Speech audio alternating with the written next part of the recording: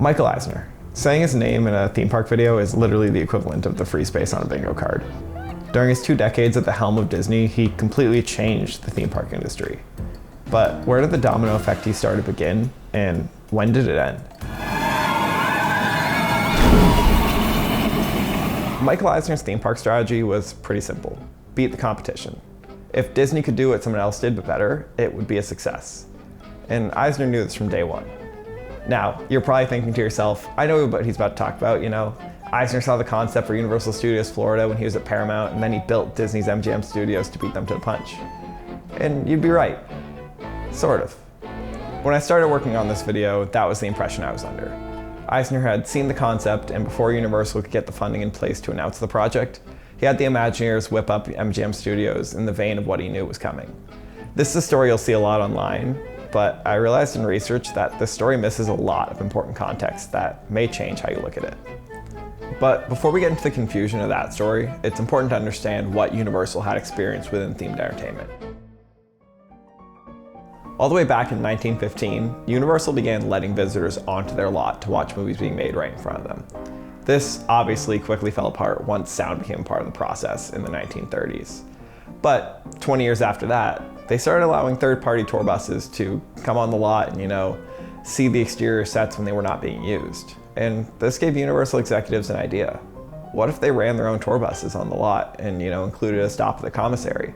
This could help increase their profits and bring a new interest into the movie-making process itself. So rapidly is Universal City expanding that it's spilling over into Los Angeles proper. Jules Stein, MCA board chairman, has a scale model on display. The village will offer visitors glimpses into movie making that haven't been possible before. Newsreel cameras give you a glimpse of what the public sees on the daily tours. One moment, you're in New York, and the next moment, in the South Seas with McHale's Navy. Buses carry sightseers around the lot as the inner workings of a studio are explained. For example, what goes into the building of a western town that may be just around the corner from the Mexican mission settlement. So by 1964, Universal had introduced their now famous studio tram tour. Over the years, the tour would gain stops and dedicated show scenes like a flash flood through a town. And by the end of the 1970s, the tram tour had cemented itself as a premier tourist attraction in Hollywood. Also at the same time, the productions on the lot were seeing increasing costs, and there was a desire at the top to look elsewhere to shoot to save money.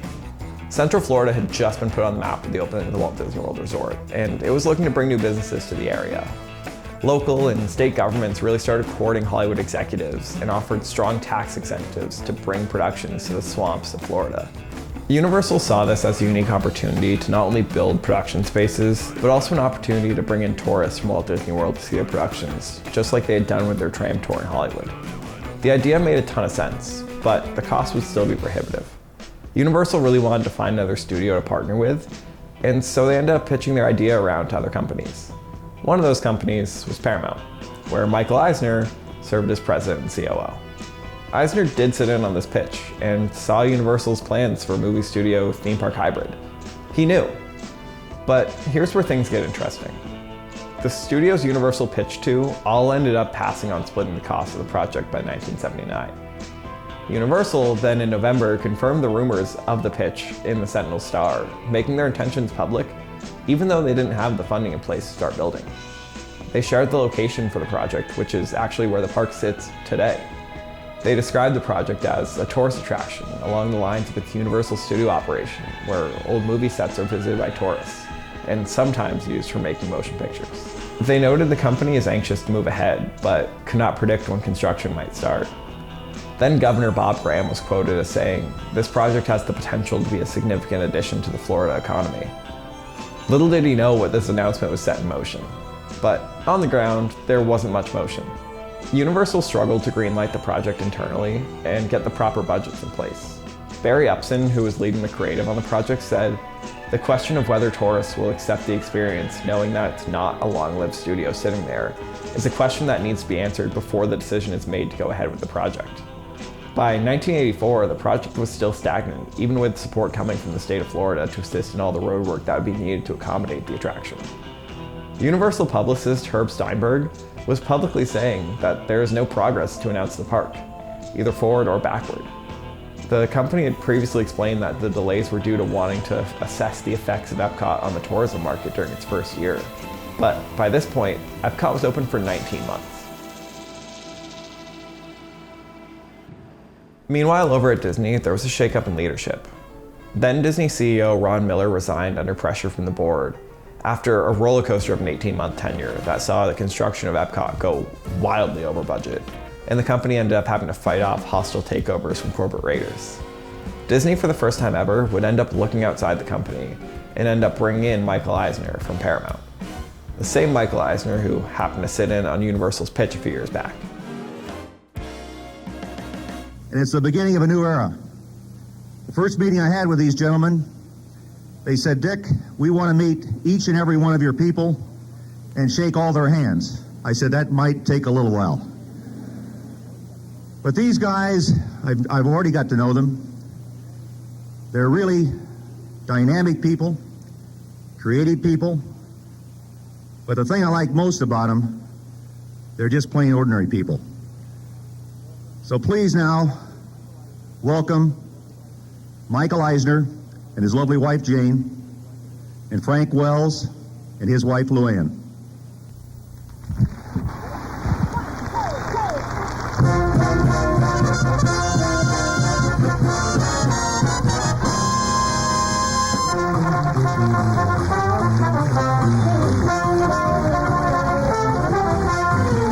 And the first moment we could, we got on a plane and flew here, and you're going to see an awful lot of us, an awful lot of us. You know, there are over 50,000 acres of land owned by this company in this state.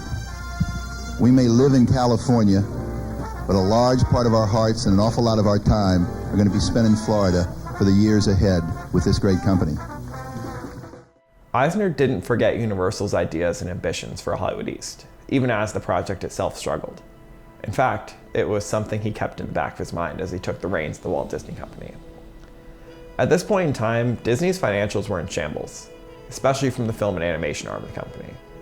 The bright spot, despite Epcot's construction woes, was the parks division, which was financially floating the company in most ways. Eisner knew that if Universal could finally get things in order and enter the Orlando market, it could cause a hit to the park's bottom line, which could end up chumming the corporate raider-infested waters. Coincidentally, before Eisner's tenure began, Disney's Imagineering team had been working on some ideas for a potential expansion to Epcot's future world. One of these projects would end up coming to fruition between the Universe of Energy and Horizons as the Wonders of Life. This was a pavilion that was centered around health and the human body, and it's still kinda there today. Now, on the other side of Future World, Imagineers planned for a pavilion between the land and the Imagination Pavilion that would be centered around the magic of show business. Tentatively titled Great Moments at the Movies, this pavilion would feature a signature ride that would take a tour through classic movies from the 1920s to present day. And while the details beyond this are still pretty lost to time, it's safe to assume the pavilion itself would feature the ride along with some early Epcot edutainment experiences, but the scope would have stayed narrow given the, pretty limited expansion space in this location. This concept quickly caught Eisner's eye and reminded him of the looming threat of competition down the road. All these factors started swirling in Eisner's head. How could he expand the Orlando resort for cheap to keep the company treading water?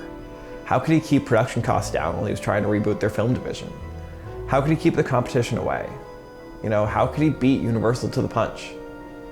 And the answer was, what if Disney built a theme park studio hybrid, just like the one Universal had been spinning their tires trying to build? Disney was the leader on theme parks, and they had major advantages that could allow them to pull off a plan like this. They had Reedy Creek Improvement District, allowing them to fast-track permitting. They had the infrastructure for operations in place. They had 20-plus years of trial and error and industry relationships on their side. They had every advantage in their back pocket, and Eisner was about to put that into practice.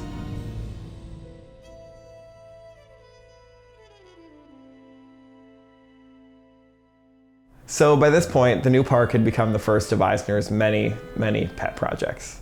While the concept for the Epcot Pavilion ride would come to fruition as the only traditional ride on opening day and the Great Movie Ride, the real centerpiece of the park was a studio tram tour, very reminiscent of the one at Universal Hollywood, and their plan for Orlando.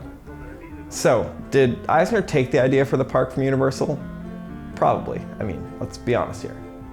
But it wasn't really like the inside job that it's made out to be right now.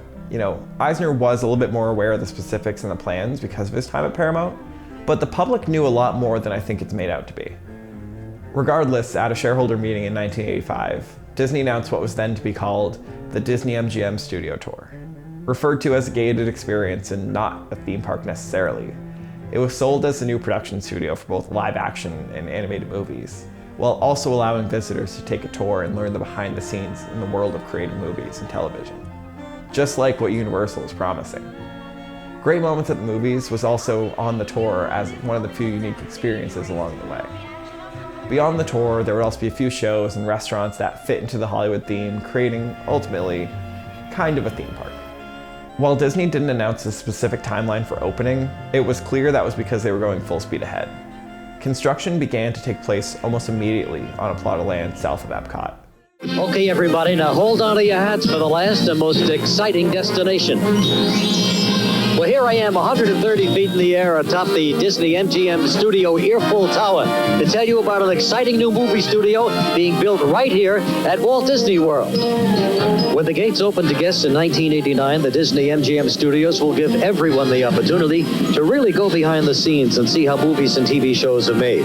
This incredible project includes a working studio where films and network TV shows are taped, animation facilities where you can see Disney animators working on future films, and a thrill-filled, one-of-a-kind ride-through adventure that's guaranteed to knock your socks off. It's Hollywood in its heyday, and even includes a replica of the world-famous Mann's Chinese Theater, where guests can relive great moments at the movies. As if that isn't enough, guests are also encouraged to volunteer and step in front of the camera to participate in the classic scenes from today's and yesterday's top TV shows. And who knows, while you're discovering the behind-the-scenes magic of the movies, you yourself may get discovered. Well, I hope you enjoyed our little progress report. There's always something new and exciting going on at Walt Disney World, where the construction will never cease, as long as there are creative ideas left in the world. Because after all, this is the place where dreams come true. Disney sped through the design and construction process, along with an intensive marketing campaign that really showcased the synergy that would become Eisner's trademark at the company. Only 4 years after the park was announced, it held its grand opening on May 1st, 1989. Tonight, the Disney MGM Studios theme park will officially open to the public. But as the final touches are being put on this wonderful new theme park, we're going to give you a glimpse of what all the excitement is about. We're also going to try and give you a sense of what this thing called Hollywood is all about. When we think of movies, we think of entertainment. But the greatest films have done much more than simply entertain. They've enlightened us, inspired us, and helped shape the world in which we live. Each of us has a favorite movie, one that has stuck in our minds and influenced our lives. Mine was Pinocchio. I'll never forget the first time I saw it. It inspired in me a sense of awe and beauty and creative possibilities that have stayed with me all my life. Tonight we're going to talk to some pretty remarkable people about the films that have affected them. I think you'll be fascinated with what they have to say. So sit back and enjoy this sneak preview of the Hollywood we created in Florida. There's not so much a theme park as a state of mind. A Hollywood that never was and will always be.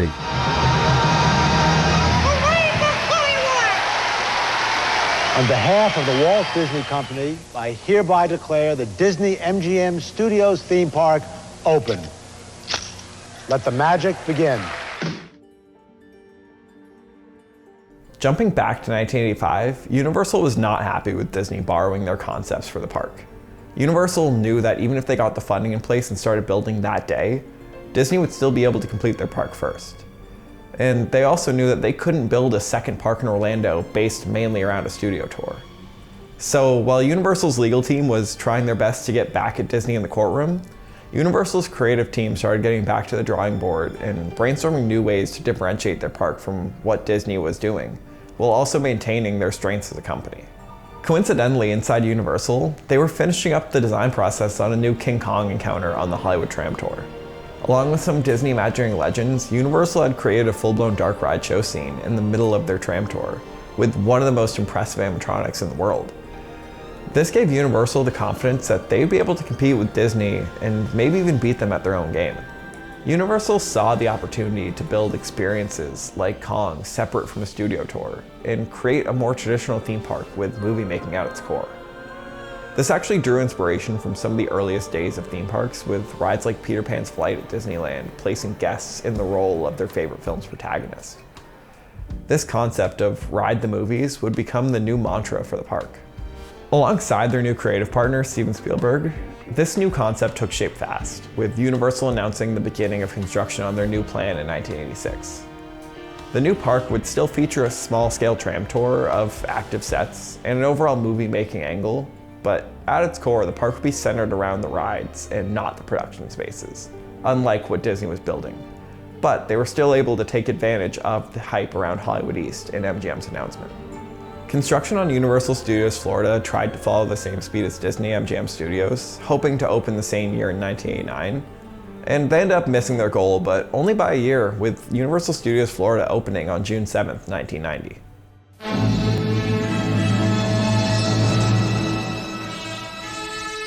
Beginning in May 1990, entertainment will never be the same. That's when you'll play a starring role in an awesome array of attractions based on the greatest motion pictures in Hollywood history. Whether you're soaring through the sky with E.T., rocketing at the speed of light in Back to the Future, or facing the howling, growling fury of King Kong, for the first time you will feel what it's like to ride the movies. This is Universal Studios Florida, the only studio with 75 years of great movie-making experience behind it.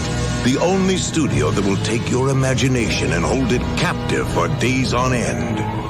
Universal Studios Florida, premiering in Orlando, May 1990. Come see the stars and ride the movies. Congratulations, everybody, and we're really happy to be here in Florida, and we'll be here forever. Thank you. So who had the better park? It's kind of complicated. Disney MGM Studios' marketing campaign worked almost too well. The park was inundated with guests flocking to the new theme park with just 2 attractions. And unfortunately, the studio tour didn't really resonate with guests at Disney the same way it did at Universal and Hollywood. Disney's tour was over 2 hours long. Compare that to Universal Hollywood's, at most, hour-long experience. Well, actually, the tram part was an hour. However, there was a mandatory hour-long second part of the tour that you had to walk. Not a great idea. Within months of opening, the tram tour was shortened, and not long after, it was split into 2 sections, allowing guests to then bail at the walking tour portion. The guest feedback was clear. The major need for the park was ride capacity. So Disney quickly put together further expansion plans to really flesh it out as a more traditional theme park and less working studio. This would result in Sunset Boulevard and Muppets Courtyard moving the park away from the active production aspect of its inception and more into the realm of a traditional theme park. Now, over at Universal, its opening went not great. For starters, the announced Back to the Future ride hit snags in construction and wouldn't open with the park. But the rides that did open with the park, well, they didn't work either. Confrontation, Earthquake, and Jaws all experienced major downtimes throughout the opening year. And we're not talking like B-mode finale Kylo downtimes. We're talking the rides just straight up refusing to work at a fundamental level. Most of the other rides and shows were somewhat reliable, but because of the major attractions being down, the wait times became unmanageable. Throughout the first year, Universal gave out an ungodly amount of comp tickets to allow guests to return again at a later date when hopefully they had worked out the kinks. This terrible opening year would give the park a negative stigma for years to come. But for the people who did visit in those years, they were pleasantly surprised at the now working attractions and the quality and scale that, in some respects, rivaled Disney. One part of the park, though, that really didn't catch on with the guests and ended up being a logistical nightmare was the very short-lived tram tour. Yeah, Universal Studios Florida did still open with a tram tour, but it was just an additional attraction and far less elaborate than the one that Disney built. And we are Once again, ladies and gentlemen, welcome to the MGM Studios Florida production Tram Tour. My name is Kyle. I'm going to be your tour guide at the back of the tram. This afternoon at the front of the tram, driving and taking care of us is our driver, Joe. Everybody say hello, Joe. This station is actually the home right now to our confrontation exhibit. He's on stand 32 feet tall and weighs approximately 15,000 pounds, the largest Cinnabot in the world. On your right, you will see the Lancey Street and the Blues Brothers. They just finished up the Blues Brothers Blues Review. This tram and the production studios that went with it were some of the last relics of the original plans for Universal Studios Florida, and they would quickly phase them out of the park within the first 5 years. Both parks really started to see the problems of bringing Hollywood productions to Orlando and then mixing in a theme park on top of that. It wasn't just something that you could replicate by building the facility somewhere else. However, both parks learned that there was an appetite for everything else they were doing. Disney's MGM Studios benefited greatly from being a part of the Walt Disney World Resort, which had this captive audience of tourists looking to add something new to their vacations. As it expanded, the park also allowed Disney to experiment with more thrilling attractions like the Tower of Terror, which became a hit with the teenage demographic that Eisner really wanted to appeal to. Universal, on the other hand, learned that the way they approach, riding the movies was a hit with guests. And this caused them to quickly shift away from the production side of the park and even expand the experience found in Hollywood on the tram tour, and even aside from that, building clones of these standalone attractions that were already found in Orlando. Universal had found their niche in the theme park market, and they just needed time to cultivate it.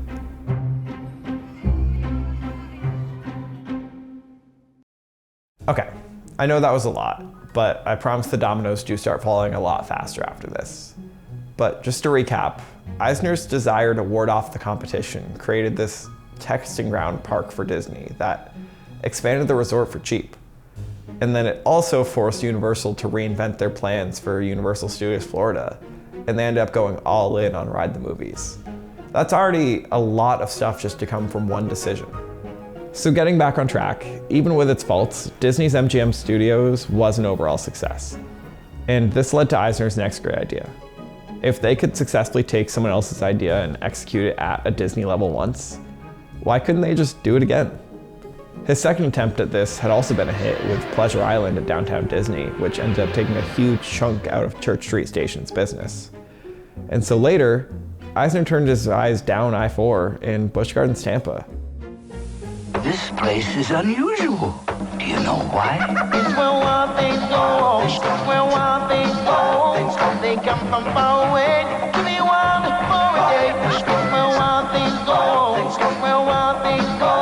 Hear the laughter live on the west. Land of happiness. Where wild things go. Busch Gardens, Tampa Bay, and no place else. Busch Gardens Tampa had expanded from a brewery to a zoo theme park hybrid, and it had ended up becoming a really popular place for people to venture outside the Disney bubble when they were visiting. And so, fueled by the success of the Disney Renaissance, Animal Kingdom was fast-tracked through development to almost be the answer to Busch Gardens Tampa on property. It hit very few snags in development other than, of course, Beastly Kingdom. Animal Kingdom had learned from MGM and didn't lock all the animal experiences to the safari tour itself. And they also had a few more additional attractions available on opening day. With more than a little Hollywood flair, the Disney Animal Kingdom opened today, a land of dinosaurs, elephants, gorillas, and giraffes. Mike spent a lot of money on this, and I mean, look at the workmanship here. That wouldn't pass on tool time. Are you kidding me? I mean, I can plaster better than that. And the invited public seemed happy with the 500-acre park. And what is it you like the most? Seeing all the different types of animals. Any of them scary? The bugs. I like the Animal Kingdom because it's fun. Disney had fairly successfully took the elements of Busch Gardens that they didn't have at the resort and inserted them in a way that felt more Disney. This fleshed out the resort further to keep competition at bay and also allowed them to one-up their ambitious rival down the road in Universal.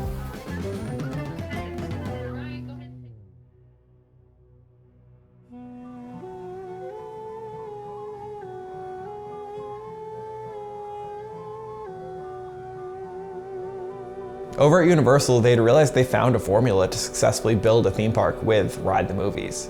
But the Hollywood theme was a little too niche for a flagship park. So pretty shortly after Universal Studios Florida had begun to turn around from its disastrous opening, they looked at the opportunity to expand with the second gate. The core concept for the second gate became clear.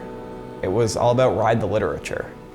Disney had found success for decades in taking classic literature and turning it into both film and theme park adaptations. So could Universal do the same to create their own kind of Magic Kingdom? Universal also saw this as an opportunity to further draw guests away from Disney by creating a truly day-long experience away from the Disney bubble. Universal had also seen the success of their more thrilling offerings, along with the thrills-first approach that both Busch Gardens and Disney were taking at the time. And so they went pretty all in on thrills for Islands of Adventure. With all of these factors, Universal had ambitiously pulled the trigger on building Islands of Adventure, but learning from their previous mistakes, they held their cards close to their chest, holding off on officially announcing anything until 1997, even with the project being pretty heavily under construction by that point. The park was set to open in 1999, making it an even faster turnaround between one park to two than even Disney had with Magic Kingdom and Epcot. And when the park opened, it, similarly to Universal Studios Florida, didn't really meet the expectations that Universal had had for it. But this time not because of faulty rides. Universal's marketing campaign was confusing and focused on the resort as a whole, but didn't make it clear there was a whole new park opening or that the resort was even a resort.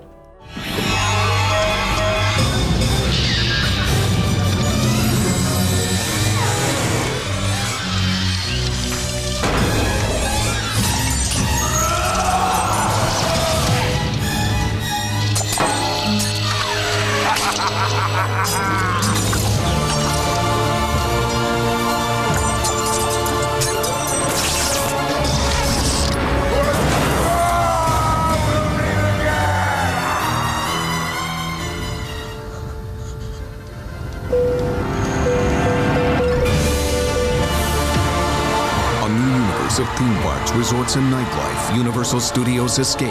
Are you ready?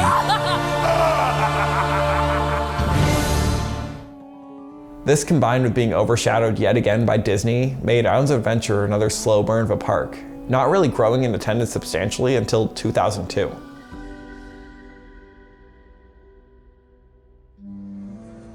Back at Disney, the Disney decade ended with a whimper.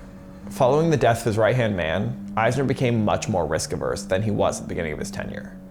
And when it came time to expand the California park, it was done on the cheap, and the original California Adventure just did not meet the Disney standard that guests had come to expect. With the movie division also struggling to match the successes of the early 90s, Eisner was not looking for massive park expansions like he was previously. One project that came across Disney's radar towards the end of Eisner's time was a letter of intent between Disney and the Harry Potter franchise to develop a Potter-themed land at the Walt Disney World Resort. However, with Eisner's reluctance to take major swings in the parks, the plans for Harry Potter and the Magic Kingdom were extremely small scale to what we would end up getting. As these plans went back and forth between Disney and the creator of Harry Potter, Disney themselves saw a major shakeup at the top, with Eisner being pushed out by the board, with Bob Iger taking over in late 2005.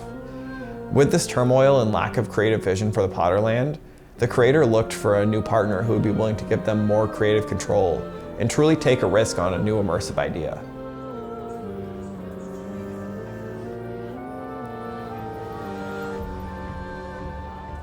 Universal, wanting desperately to make a big swing and finally establish themselves as a direct competitor to Disney in the eyes of consumers, was willing to play ball with Harry Potter and create not just a ride or land, but again elevate the immersive concepts that they've been working with. The creator of Harry Potter did have some concerns going with the less proven Universal, but a conversation with the widow of Dr. Seuss about how impressed they were with the care and quality of Seuss Landing pushed the proposal over the finish line. Universal didn't just approach the Wizarding World as another ride the movies / literature land. They approached it as a live the movies land, where every detail was screen and book accurate, and guests were able to partake in the land itself. We're all kind of very, very grateful that the next part of the Harry Potter legacy has been so well done and well made, and it really is absolutely fantastic, and you're all going to have an amazing time. I'm so excited to be here. I think I can speak for us all, saying that we've been waiting for this a long time, and we cannot wait to get into the castle. For some fans, this is an emotional day. Yeah, it's really, it's wonderful. I can't believe what a great job they did. And for the fans, I'm really happy. It's great. When the Wizarding World opened in 2010, it completely changed the perception of Universal and theme parks as a whole. Guests loved the immersive land that Universal had created, and their attendance soared. And for once, Disney had legitimate competition, and guests were choosing to skip a day at Disney to go experience what Universal had to offer. And Disney had created this competition by a series of missteps and miscalculations, but it keeps going. Disney, tapping back into Eisner-era jealousy, immediately scrambled to try and copy the Wizarding World's formula. Aspects of the Wizarding World, like butterbeer and immersive dining, were shoehorned into the already in progress new Fantasyland plans. And Disney quickly locked in the theme park rights to the highest grossing film of all time in Avatar to create an immersive land.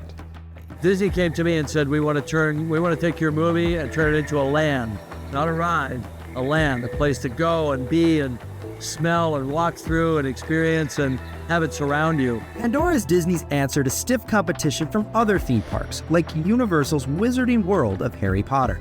Tourists are coming to Disney World for more than just characters and thrill rides.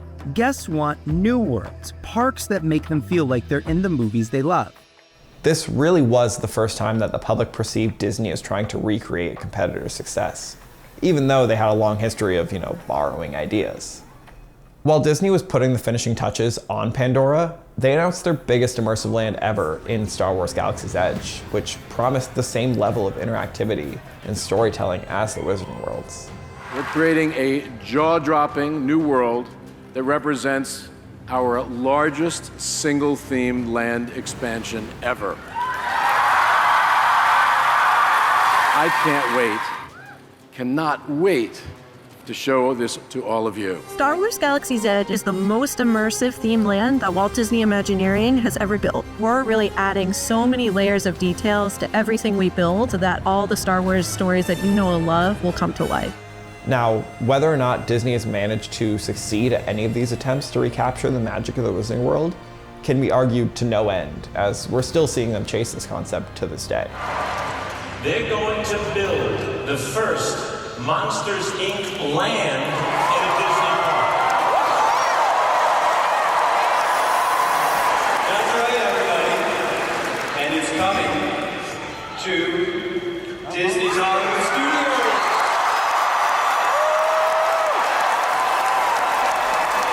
Throughout this, Universal has tripled down on their immersive lands. They've expanded the Simpsons ride to a whole Springfield land. They've replaced Dueling Dragons with Hagrid's Magical Creatures Motorbike Adventure. And that whole Epic Universe thing that we're like less than a year away from now. I mean, Epic Universe really is just 4 immersive lands that are stitched together to form one brand new theme park. Each land has the detail and this immersive nature of the Wizarding World. And in my opinion, it's the culmination of what Universal has learned from being forced to pivot away from a tram tour-based experience. With Universal tripling down, we're now seeing Disney keep chasing them in their response to Epic Universe so far. We've seen Villains Land in Monstropolis. And it seems like Universal is now really in the driver's seat of the future of theme parks.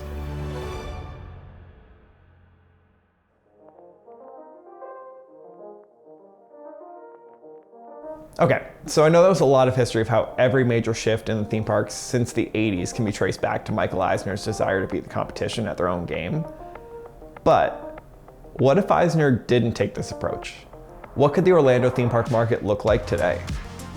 Well, to start, Disney's MGM Studios isn't built, so we already don't have what would become modern-day Hollywood studios. But I do think the appetite for a third gate with thrills would still be there. So I can see this going one of 2 ways. Either Epcot gets the multitude of expansions that were conceptualized for it over the years, making it really a 2-day park and essentially a third gate, or we see the Imagineers at the time develop a concept like we eventually saw with Tokyo Disney Sea. This kind of original concept for a theme park that provides a canvas for new rides and experimentation. Now, I think with Disney staying successful in the Orlando market, Universal does eventually find their funding for the Orlando project, even without the added pressure that Disney MGM Studios provided. But the park we get isn't the Universal Studios Florida we know today. We get what Universal had originally planned in a tram tour like Hollywood, with experiences being incorporated into the tour as a whole. While I think this concept would still do well, it wouldn't be near the same success or give Universal enough confidence to expand into a resort. Universal would then also struggle alone with the lack of productions that were willing to move out to shoot in Orlando. This would be their catalyst for increasing the amount of show scenes on the tour in the history of filmmaking style shows. I do think Universal still ends up building some standalone attractions outside the tram tour, but with them being overshadowed by the tour, I don't think it moves the needle drastically. I think without them being forced to change their original plans, Universal is seen similarly to SeaWorld in the Orlando market, as kind of a bonus park to add to a Disney vacation. And I think they're okay with that. Back over at Disney, without the track record of being able to successfully take a different brand's idea and executing at a Disney level, I don't see their board approving something like Animal Kingdom, especially when you already have a zoo offering in Discovery Island. Plus, an entirely original third gate would probably cost Disney a lot more money and take a lot more time, and so I don't see them jumping the gun and building that fourth gate so immediately after their third. But a positive for Disney is that in a world without Islands of Adventure and Seuss Landing, Universal is not even close to being the same competitor they were for the Harry Potter contract. This would give Disney the leverage to build a small-scale Harry Potter edition of their parks in the way that they wanted to. Now here's where I think this gets really interesting. I don't think Harry Potter is nearly as successful of a theme park concept without this unbridled ambition that Universal put into every aspect of not just the rides, but the land. I don't think we ever really see immersive lands take off in the way that they did because that was never Disney's formula. And without a competitor to try something new, why stray from it? Think about how Toy Story Playland at Walt Disney Studios Park in Paris opened. Did it have immersive aspects and bring guests into the movies? Yeah. But did it truly immerse the guests into the world of Toy Story and dissolve the line between theme park and reality? I don't really think so. And I think what we would have gotten for Harry Potter would have been very similar to that first Toy Story Land in 2009. Kind of dancing around immersive, but not taking the major lead that the Wizarding World did.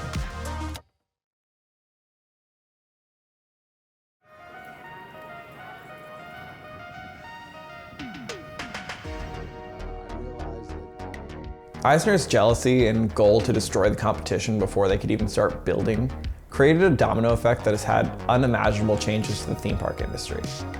In trying to get rid of the competition, he inadvertently created a competitor who was willing to make changes and take risks. Universal had a chip on their shoulder from the day Eisner announced Disney's MGM Studios, and that fueled them to do whatever possible to become a true competitor of Disney, and not just an addition to a Disney vacation. And now in 2024, that conversation is finally happening with Epic Universe. While I don't personally think Universal will upstage Disney in the eyes of the average consumer, the fact that it's a legitimate discussion is incredible. This competition between Disney and Universal has only continued to grow year over year and is responsible for the theme park industry we have today. So in a world where Michael Eisner doesn't see the Universal pitch during his time at Paramount, and doesn't feel a desire to copy those plans first thing at Disney, we don't get the Universal Studios Florida we have today, or Islands of Adventure, or Hollywood Studios, or Animal Kingdom, or the Wizarding World, or Galaxy's Edge, or Epic Universe. This one decision created a domino effect that has led to some of the greatest theme park innovations of all time, and we don't get there without Michael Eisner's trademark jealousy.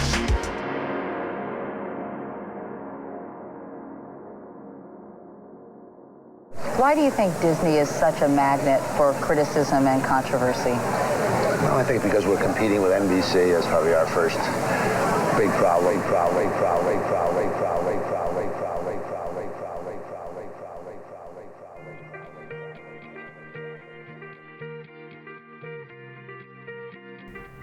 Okay, so that was a lot. I hope you liked this super long dive into just how much Michael Eisner's jealousy is set in motion in the theme park world and why we should all be grateful for it. This took so long to make. I literally, in the meantime, saw the Sweat Tour, dodged Milton by seeing Billie Eilish in New Jersey, got a new tattoo, got last minute tickets to the Eras Tour in Miami. Yeah, it's been a bit. But as long as this took to make, though, it was a ton of fun. So if you liked it, let me know. Comment what you think would have happened if Eisner didn't build MGM. And subscribe if you want more. I'm gonna go, like, sleep. I feel like I deserved it.